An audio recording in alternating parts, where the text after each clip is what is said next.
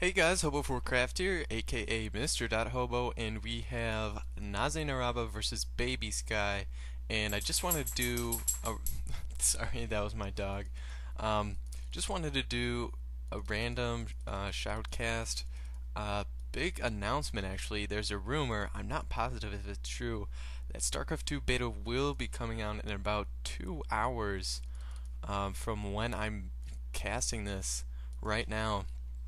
And yeah, I'm not sure if that's true, but apparently the European beta is already back up. So if that's true, I'm totally psyched, and I'm going to get a shoutcast on from StarCraft 2 as soon as possible. But let's get back to the game. We've got NaZeNaRaBa, the pink human, versus Babysky, the purple night elf. I do believe I've shoutcasted a game of Babysky before against White Knight, I believe it was, but that wasn't that even of a matchup. And NaZeNaRaBa, if you've never seen him play before, he actually has a really odd play style, but really fun to watch. And you'll see what I mean here. I don't want to kind of give it away, but you're gonna see that he is in fact going to go Blood Mage, and that is the first twist we are going to see from him, pumping out his first footman right here. Babysky is going to be AOW creeping. That was a little lag right there. AOW creeping this top green, and we're gonna see a Warden from him. So yeah, we're gonna see Blood Mage and a lot of banish action. Though the thing is, against Warden, that could be risky because banish does stop any physical attacks, but it intensifies any magic attack. So we could see a lot of focus fire from Shadow Strike while Banish is on, because NaZeNaRaBa likes to use Banish as a very defensing, a very defensive, yeah, a very defensive tactic in keeping his units alive. But that Shadow Strike might have something else to say, and you can see he's very aggressive and likes to get in your face right away. He likes to stop you from creeping as long as possible, likes to keep your hero a low level, but he does back away because he sees this Warden, knows how much damage it can do. Looks like this Whips almost went down, probably do a Footman and a little Blood Mage attack, but we are going to see we could see more Footmen, or he's going to decide to tech possibly because of this Warden. He might not have as heavy as a first push, and yes, he will decide to tech because of this.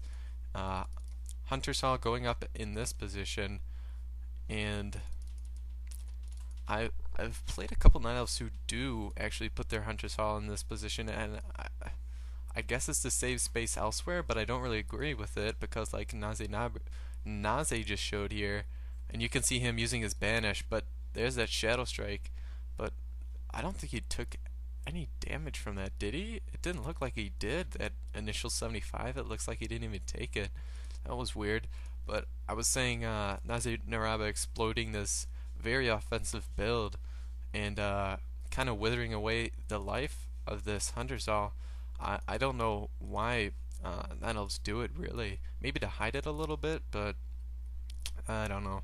Someone's gonna have to leave a comment and explain that to me, just because I'm an undead player myself. Looks like going to try and pick off the Swifts, we could see a detonate anytime soon. Yes, we do. And once again, using that Banish very well, not wanting to take as much damage as possible. And the thing about Naze is he has great micro, but sometimes his macro is a little weird. And you can see his base is kind of standard here. And I'll get back to that later. But his Blood Mage taking a lot of damage in this. This Warden does have one more Shadow Strike left, and banishing this Huntress, so it can't do any damage itself. He doesn't have a dust, so he's not going to be able to pick off any of these units, and he is going to back away. Looks like this Footman will live to attack another day. But yeah, like I was saying, most of the time I've played Naze, he has really weird builds, and his farms are all over the place, and sometimes you can even mistake him for a noob, but he has excellent micro, and he's really improved on his macro, I must say, from when I first started playing. You can see he has like 6 foots, yeah, like 6-7 foots. You can see how much he relies on like a tier 1 push. This could actually be bad for him right now. These Huntresses do a lot of damage to foots, and his BM is taking a lot of damage, and he's going to be able to pull off another Shadow Strike. So we could see this go down on when we're going to see a TP at the last second from Naze. This is going to be close, folks. Still not using that Shadow Strike. Pretty odd. I don't know what's going on here. Oh, this is going to come down to the wire. Oh my gosh. I'm nervous. Who else is nervous? And oh, it did go down. He was not able to TP in time. I don't know if he wanted to. It is a level 1 hero anyway. He is getting his Mountain King out, so he won't be able to get his Blood Mage out for quite some time. But yeah, I don't know if he wanted it TP or not, but we are not playing on VCK, so that could be the case. Delay Reducer is not in effect. That could be a big role in this. And it looks like this Arcane Volt is going to go down. Naze does prefer to go casters at tier 2 with sometimes Knights and a Mountain King, of course. We do see that on the way. Looks like this foot is going to go down. It will go down with this final damage over time. Huntress barely microed away, and this Arcane Volt does go down, so that means no items and no casters for Naze here for a good bit of time. And we could see a surround go off, but he just decides to pick off this Huntress here. But looks like one more foot could go down. It gets away at the last second. No. Huntress sniping it down. Now focusing this altar, but I don't think it'll go down. He has 2 peasants to repair right here. But you can tell he doesn't want that Blood Mage back out. And picking off another Huntress, actually. Very good use of Bolt so far. And he could surround this one and pick off yet another, but this Malicious time is just about out. We're actually seeing an Ancient Protector go up for Babysky. You can see he really wants this push, and a Tree of Life going up here as well, and Ancient of War down here, so he could creep and he could get an Expo as soon as this push is over, if it does fail. And we could see this go down, and the Ancient Protector does go down, so this push is not going to be very successful. We are seeing a Sorceress come out at this point, so it's looking not too bad for NaZeNaRaBa here. Oh, I guess he was building his Arcane Sanctum before his shop went down, so he is able to get casters. That's my bad right there. And this foot, you can see just how much he's microing all these foots that have gone back into his base with such low life. And it looks like these 3 peasants are going to go down. He's going to get one away, and this slow doing wonders, letting him pick off these Huntresses. And normally so fast, but obviously with slow, they're slow.